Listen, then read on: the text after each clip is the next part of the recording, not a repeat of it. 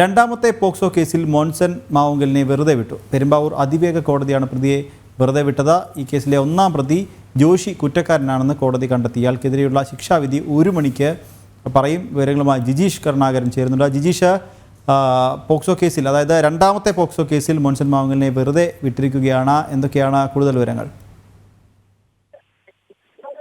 നിഖിൽ, പുരാവസ്തു സാമ്പത്തിക തട്ടിപ്പ് കേസിലാണ് മോൻസൺ ആദ്യം അറസ്റ്റിലാവുന്നത്. ഈ ഒരു സംഭവം പുറത്തു വന്നതിന് പിന്നാലെ തന്നെ മോൻസണെതിരെ വിവിധ കോണുകളിൽ നിന്ന് ആരോപണം ഉയർന്നിരുന്നു. ലൈംഗിക ചൂഷണ പരാതികൾ അടക്കമുള്ള ആരോപണങ്ങൾ മോൻസണെതിരെ ഈ ഘട്ടത്തിൽ ഉയർന്നു വന്നു. അതിൽ ഏറ്റവും പ്രധാനമായിരുന്നു പ്രായപൂർത്തിയാകാത്ത പെൺകുട്ടിയെ പീഡിപ്പിച്ചു എന്ന വിവരം അറിഞ്ഞിരുന്നു. തന്റെ ജീവനക്കാരൻ ജോഷി പീഡിപ്പിച്ചു എന്ന വിവരം അറിഞ്ഞിട്ടും അക്കാര്യം മറച്ചുവെച്ചു എന്ന കുറ്റമാണ് ഈ കേസുമായി ബന്ധപ്പെട്ട് മോൻസൺ മാവുങ്കലിനെതിരെ ചുമത്തിയിരുന്നത്.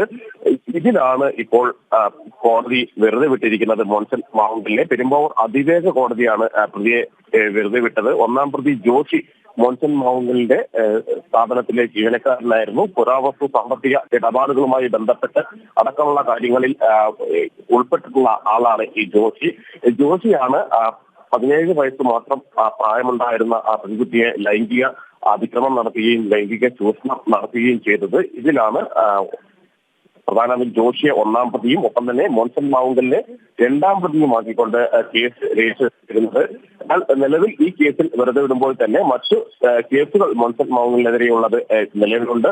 അത്തരം ആ കേസുകളിൽ കൂടി ജാമ്യം ലഭിച്ചതായിരിക്കും മാവുങ്കൽ പുറത്ത് ഇറങ്ങാൻ കഴിയുക. സാമ്പത്തിക തട്ടിപ്പ് കേസിൽ വിവിധ ആളുകളുടെ പരാതികൾ, നിരവധി കേസുകൾ മോൻസൺ മാവുങ്കലിനെതിരെ രജിസ്റ്റർ ചെയ്തിട്ടുണ്ട്.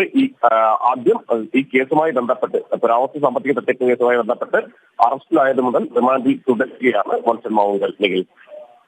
ശരി ജിജീഷ്, രണ്ടാമത്തെ പോക്സോ കേസിൽ മോൻസൺ മാവുങ്കലിനെ വെറുതെ വിട്ടിരിക്കുകയാണ്. പെരുമ്പാവൂർ അതിവേഗ കോടതിയാണ് പ്രതിയെ വെറുതെ വിട്ടത്. വിശദമായ വിവരങ്ങൾ നൽകുകയായിരുന്നു കൊച്ചിയിൽ നിന്ന് ജിജീഷ് കരുണാകരൻ.